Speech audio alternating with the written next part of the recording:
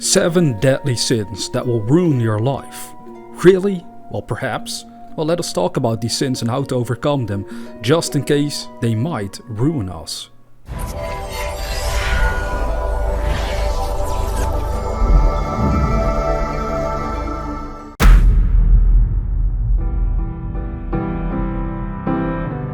I'm sure we're all familiar with the power of lust, and although in a way it might spice things up in the bedroom, more often than not it actually leads people towards all kinds of problems.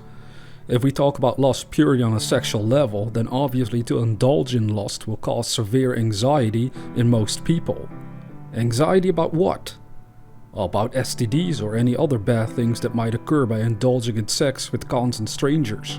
People develop a paranoia about how other people perceive them, about wanting to be wanted by the opposite gender, and on it goes, spiraling into madness. This is the state of our world currently. There's many apps just for hooking up, and people indulge in it like crazy. Personally, I've never cared about the hooking up with random strangers, but I've known enough people that would do it and suffer from a form of anxiety. It shows that if lust is not controlled, it leads to bad things. It is alright to find someone attractive, of course. You might feel you want to be intimate with them purely due to this attraction. But always remember that, like with anything else in life, be in control of your lust and not let it control you. That is ultimately the cause of this deadly sin. It may or may not literally kill you, but it will ruin your mind if not controlled. It can cause you to see others only as an object of lust and not as an actual person. People end up potentially doing all kinds of heinous things to satisfy their own lust. Remember, be in control.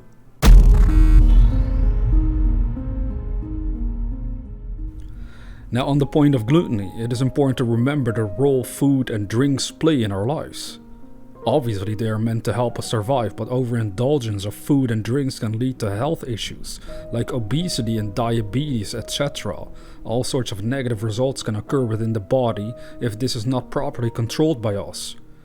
It is good to enjoy the food you eat and the stuff you drink, but did you know that overindulgence tends to be a sign of some underlying trauma? In many cases, people eat and drink in order to try and feel better, to perhaps suppress some negative emotions, and this is clearly not the smartest way to go about it. Like with any addiction in general, this one can lead to its own addiction for food and drinks. If you feel bad, don't try and use physical substances to feel better. Understand that the only way to truly feel better is by learning to control your mind, so you get to decide how you feel on a daily basis, instead of letting it happen randomly and be thrown all over the place. The matter of food and drinks is easily fixed if we accept that we should only eat and drink for survival. Of course, you can eat food just for the enjoyment, but again, there is no logical reason to eat more calories than you really need. So try to control your appetite, or this deadly sin will surely ruin your life.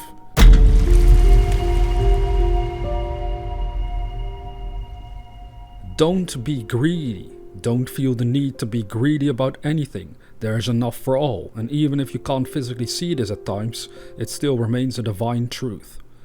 We can only get more by giving more of our time, money, wisdom, abilities, talents, etc. Basically, if you learn to simply live your God-given purpose and do what you were meant to do, specifically in this lifetime of yours, you have no time to be greedy about anything. You only have time to focus on how you can give more to this world while you are here. This is the only divine way to overcome greed, for it becomes a deadly sin when we feel like we have to hoard things, steal it from others, take it violently, or else we worry about the lack of things. The universe can be a wonderful place of fulfillment, and we can only experience it if we look with the eyes of abundance and not with the eyes of greed.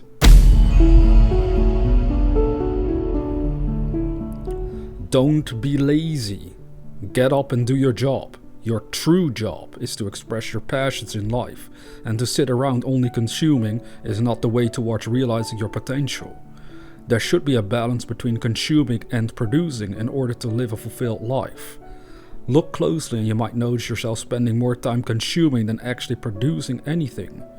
When we say producing, it doesn't have to be like some artist. Rather, your life itself should become your art, and that can only happen if you're actively involved in the improvement of not just your own life, but the world at large. By having a clear purpose in life broken down into wonderful goals, you will overcome laziness and learn to become a productive member of society in your own unique way. Sloth becomes deadly when it is allowed to let your dreams die with you once the time comes for you to move on.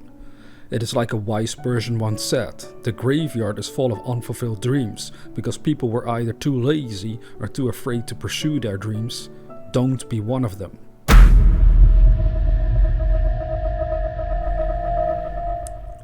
We have all experienced bad times, especially bad things done to us by other people.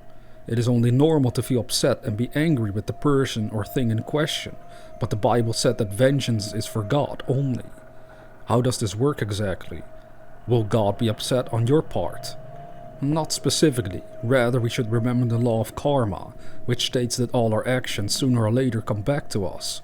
If we accept this premise, it becomes obvious that to indulge in pure anger will only lead us astray. It will cause us ourselves to feel terrible and be in a bad vibration. Try and remember that even though you may be upset about something, ultimately it is for our own good to let it go as fast as possible, and remember to focus on the good in your life, so that more of that can be attracted to you. We must be the instrument of our own redemption, and so no matter what happens, the trick is to not let anger drag you down into a hell of your own making.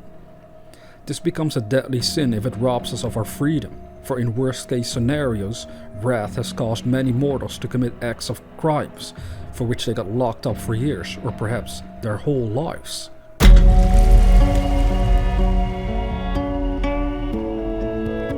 Don't be jealous.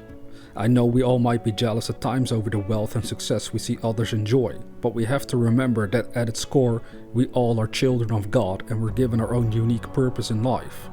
To look at other people and see their success filled with jealousy is to make yourself feel inferior, to feel like they have something you can never have. But in reality, if you were willing to put in the work they are putting into their own dreams, you could achieve great things as well.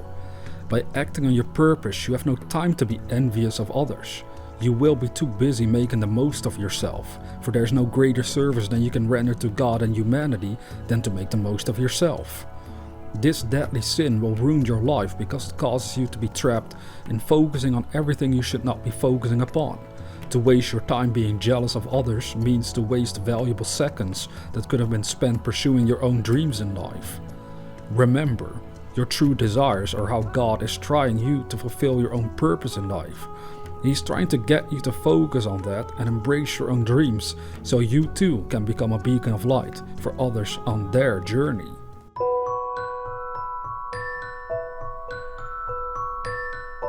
It is not I, but the Father within me that doeth the work. Don't walk around full of pride thinking you are some sort of amazing person compared to others. In reality, you are no better than others and also no worse than others. We all have the same God-given potential, but we must remember that if we succeed in life, it is because of the life God has given us that it became possible, and not because of our own efforts at all. Had God not given you life, you would not have existed and none of your dreams could have been achieved. You don't want to become boastful and arrogant when achieving your dreams, even if you do become wealthier or more famous and successful than the guy next door. Understand that we all have the same potential for greatness, and it is more noble to try and help others see this potential in themselves instead of trying to brag and show off to others who are currently worse off than you.